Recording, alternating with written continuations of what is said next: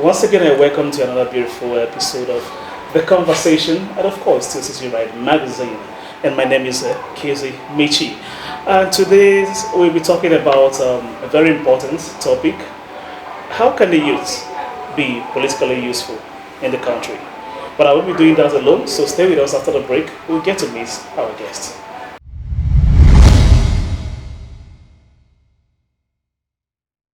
Yes, like I told you, we have a very important personality in our midst today. And many of you must have seen him, must have heard about him, read about his write-ups and everything. He has seen it all. So we are talking about no other person but Honorable Onyedika Agbo. You're welcome to the program, sir. It's my pleasure. All right. For the sake of those who don't really know much about you, can you please give us a little bit about yourself? Okay, I'll say that my name is Onyedika Agbo, a youth development expert, human rights activist, and a politician. I've done one or two things. Engaging young people primarily is my passion.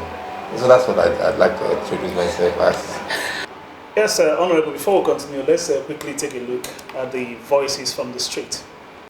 Yes, it's another beautiful day in the city of Enugu, and we are CITYRIDE magazine.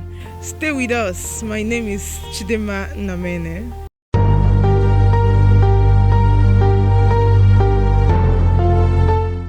It's very simple, just by being inclusive. You know, one of the things that boosts political atmosphere in any country is when the youth get involved in the conversation. I get it, but it's so amazing that our youth nowadays don't even fancy it. You know, joining politics. They tend to think that politics is a game of all these old fathers, political laws. I get it, but they forget to know that politics is a game that involves everybody, including the youth. The settings in Nigeria from the past has not been that conducive for youth to get involved. The political elites, which are the so-called elites, have kind of created a circle, a caucus for themselves. They're making themselves ever young, like Tinubu telling us he's very young, you know, so it shows that it's very tough for us, we youth. So, but if we look at the voting population, it's still the youth. I think we have to start by sensitizing one another. If the elders can give the youth the chance, to participate, and for example, this youth, before you go into the politics, you need to have the money, because now the presidential form is about 100 million naira. So, and as a youth like me, I can't offer that 100 million naira. Even if you purchase the form for 100 million naira, do you know how much for campaign? You will even spend, let me say, 1 billion naira for campaign in terms of presidency. If let me start from State House of Assembly, is, let me say, 2 million naira. You are going to spend no less than 50 million naira, or more than 50 million naira for campaign. You need to settle some people. So my advice for youth now is you should go and look for money. In a way of avoiding self gain, what are we gain? Having interest of how everybody will benefit, and in having in mind how to move this country forward.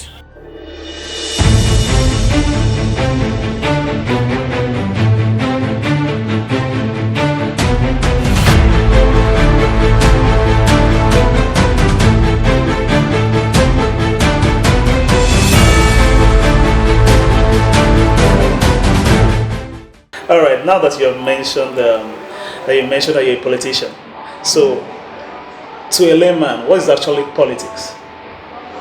Okay.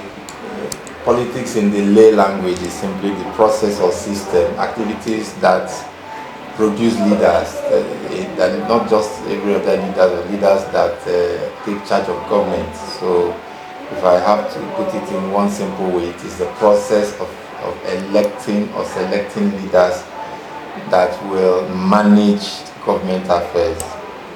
Okay. From what you just said now, it means it's a process one has to start from somewhere, then get to a particular place before he can be called a politician, right? Sure. So at what age can someone join politics?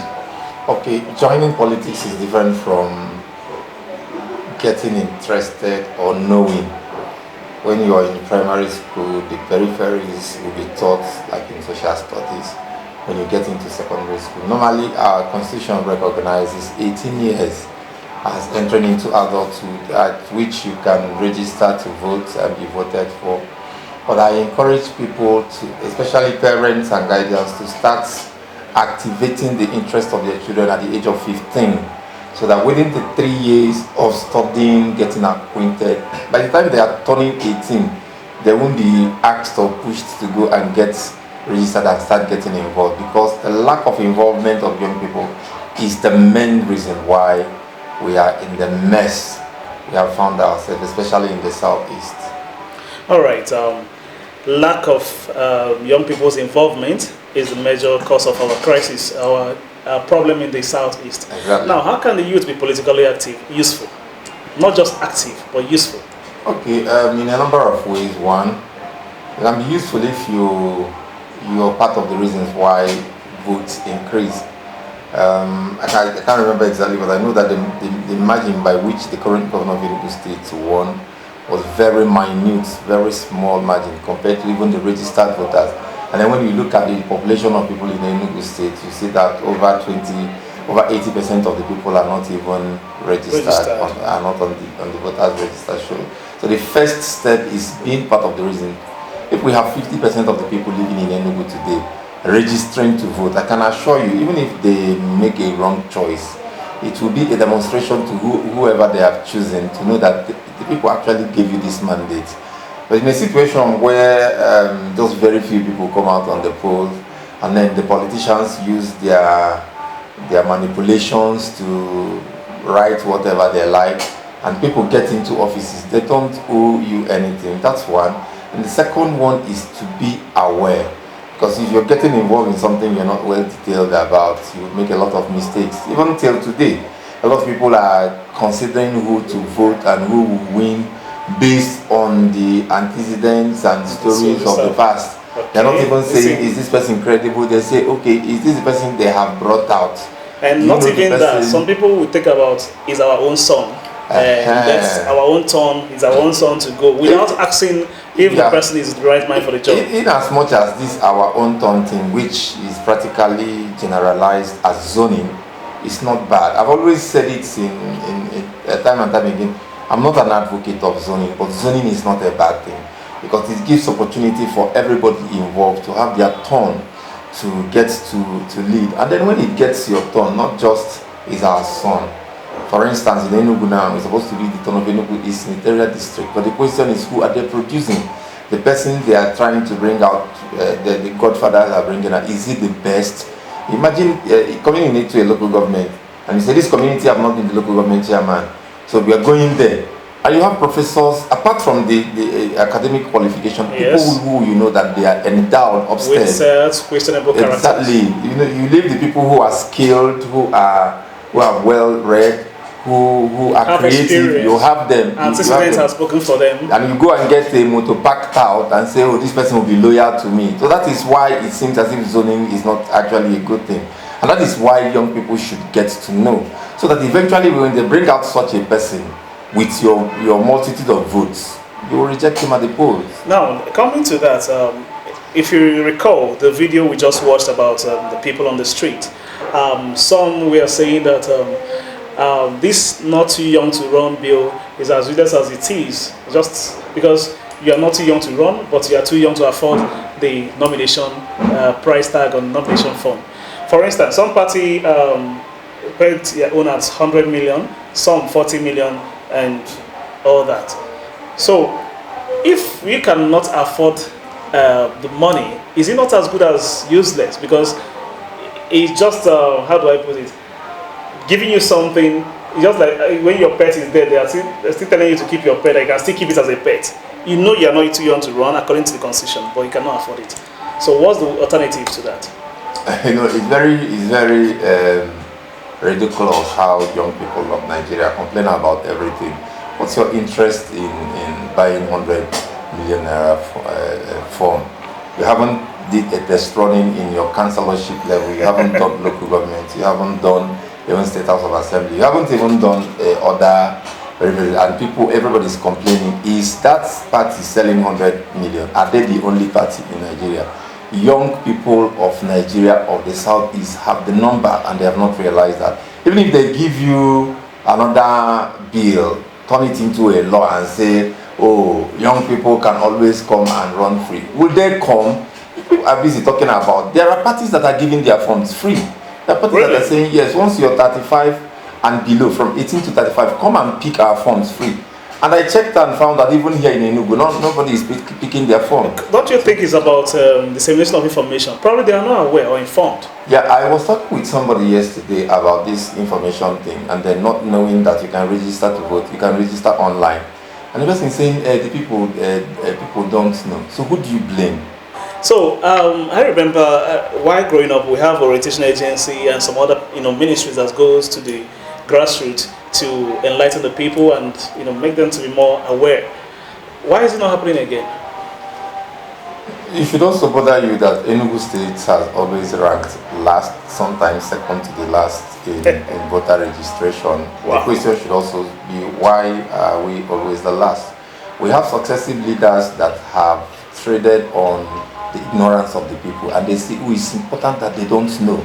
So they are not funding the orientation agency any longer. They don't even want you to know. Imagine if you know that if you register and vote, you vote out these greedy politicians that have been in power for over 20-something years. So they won't want you to know. They won't want to fund such agency. They won't want to come to the media and say, educate our people. In fact, it is out of calling out the governor that he did a few things he did in the past and said in the recent past, people of Enugu should go and vote too. And just like when you said, you talked about you have a pet, it's not useful. So they are just saying it to patronize the public. If you really want to educate the people, but I take it away from them. I will always want to blame those who are not accessing the information. Half of the things I learned outside school were because I digged, I searched. So don't always, young people should, and in the past people don't have GSM. Yes, they don't have internet, they don't have social media, they don't have Google. So why are people now lazy, laid back, and people are feasting on your ignorance? Because you don't search for information. Let me cut you there. If you also recall part of the people on the street, the opinion on the street, the Vox Pop, one of them also said, if these people will give us chance to, don't you think that many people are misinformed that the only way for them to attain that position is only when they are anointed? So, if you practice something for a long time, it becomes a tradition. There's an Igbo saying that or yes. So people are now believing. Imagine in a party where I saw credible people, I saw rich people, I saw technocrats, I saw people who ordinarily are leaders across the states, lining up, waiting for somebody who has monumentally failed in his own 7 years of to anoint them. It doesn't sit down well with me that a person who knows better than yourself will come and be waiting for you to give him a go ahead. So we are saying, in other words, the power is taken, is not given. Of course, you don't expect anybody to give it, but the power that is given in an enslavement system. If any person gives you power, he hopes to, and that is why in Enugu now, what is happening is people don't give power again, and they expect loyalty. They sell the power to you. Wow. Yes, they sell it, because the current governor bought his ticket, he bought his way into government house and has just sold it to another person. You can quote me. Yes, I can tell you that on good record that he bought his way into government house and he has sold that same mandate. It's only if you consider that means it's going to be a tradition. Exactly. So Enugu people should be wise to know that any person who buys governorship with 5 billion cannot deliver. You need to recover on investment. And then when somebody buys something of that nature as it's that such amount, I think the first thing the person might consider is recouping the money invested on it. Not might. You don't invest such huge amount of money and go doing like Father Christmas. And mind you, there are people who are instrumental to him bring the preferred choice. You know, there are a lot of people who came, these sellers were looking for the highest bidder. They know that these ones, that they are not considering whether you are good or not. It's inconsequential. So they're looking for who can afford it. And if any person has been able to afford it and has bought it, and the local people keep clapping and saying this person has been anointed, they will live to suffer worse administration for the next 8 years. Yes, we are still speaking to Honorable Onyedika Agbo. He is a human rights activist, a politician, and like I said, he has seen 99, 100 is not far. So coming back to you, Mr. Onyedika, if pointed out that we seem to be so docile, especially the youth of these days. Nobody asks questions anymore. They take it as it comes. Whatever comes, ojebego. Exactly. Now, you're talking about the information and all that. What are you going to do about Ojebego boys? Well, I don't have problem with Ojebego boys. It's a situation where you've heard about the silent majority and the noisy minority. I'll use percentage. If the people that are making noise are 5 people and 95 people are quiet. Of course, you know that the quiet 95 won't feel their effect. But that 5 people that are shouting, beating their gong, jumping around, even their voice alone can seem to be overshadowing. So if the Ojebego boys are finding their daily bread by singing praises, another name I call them is the Hallelujah boys, especially on social media. There's anything you do, they will attack you for trying to free them from their slave masters. They are very few in number. I can count those in my fingers. So what happens to those who are not Ojebego boys? What happens to those of us who are not Hallelujah boys? What happens to those who know that our future is being mortgaged? What happens to those who are dissatisfied by what is happening? Enugu does not have running water. Enugu has water sources more than the other 5 states. We have more sources of water just to connect it to the people. Enugu doesn't have water. Look at what we're suffering with electricity.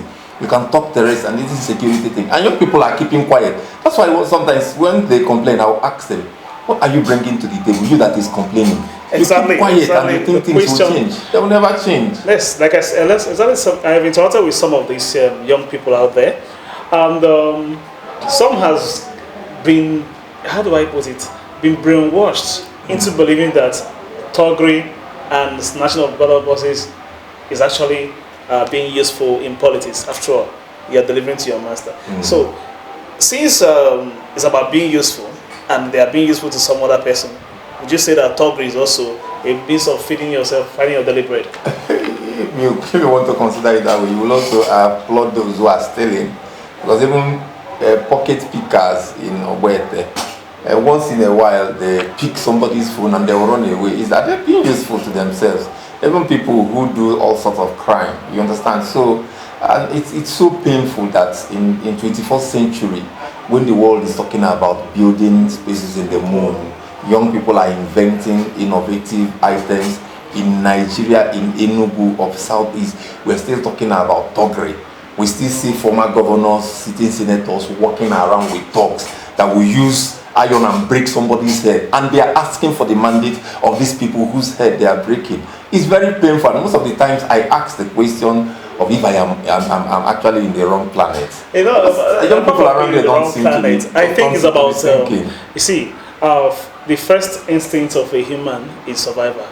The first law of a human is survival instinct. So if you interact with some of these people, perhaps they will tell you, well, we are surviving, because surviving Nigeria, according to some of them, is what? A full-time job. Okay. Now, that's aside, and looking at the perspective where that young man was coming from, about the huge amount that involves the campaign and this and all that. In this country, do you think somebody can be an independent candidate? Of course. It's also part of the new electoral amendment. But I would advise anybody who wants to explore that not to be too fast. because there's a lot of the people are still living in the dark. They won't even know who you are. One person is popular in one angle, you get to another person, nobody knows about you. People have been hearing about the name Onyedika Agbo when he talks on radio, and he appears in their village, and they are asking, oh, who is this young man? So there are a lot of reasons why independent candidature cannot work for now. But as time goes on, if more and more people get involved in politics, we get to a time where even you can vote from your house, because that's one of the ways to end all this. And I also give it to the federal government for giving us this amendment. The BVAS, the electronic transmission, is one of the best things that has happened to Nigeria. It's one of the best things that anybody can ask of. And unfortunately, a lot of us don't even know about it. People are saying, no, they will rig the election. They cannot rig this coming election because of that electronic transmission. And if you don't know it and you're watching this broadcast now, please get your PVC. If you have it and say you're using it for bank identification, please come out and vote. This is the only way we can chase away these thieves, these old men that started stealing since the last 24 years, and they are still stealing till now. It's so painful that the Enugu people are keeping quiet. All right, we'll come to that, but yes, like I said, it's still the conversation. But before we conclude, do you have any message to the young people out there concerning how they can be useful in politics? My message is like the one I already started saying. Anytime we have an election, I see it as a blank check. Like they are giving you check and say, write how much you want to go and withdraw. Don't be intimidated by the stories of the past. Don't be intimidated by the things that these thieves have done. Get your PVC. Tell your neighbors to get. Tell your friends and relatives to get. 2023, we are going to vote and nobody can rig our election. Let us say no to all these slave masters who are parading themselves as stakeholders, because they are the reason why this state has not worked till now. All right.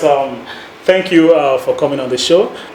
It's still the conversation, and we've been talking about how can the youth be useful politically. And Honorable Onyedika Agbo has done justice to that topic. And this is a conversation, a production of CITYRIDE magazine. Will be coming your way some other time. So do well to follow us on all social media platforms. Till then, I'm still your friend, Keze Michi. Bye.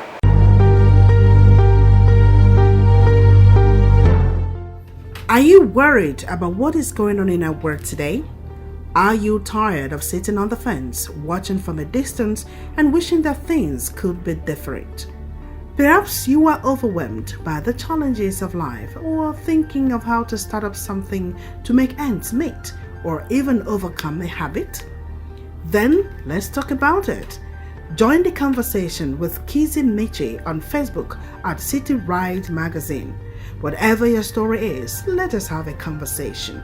To participate or sponsor, please call CITYRIDE magazine on 0803 2874 192. CITYRIDE magazine, telling a story the African way.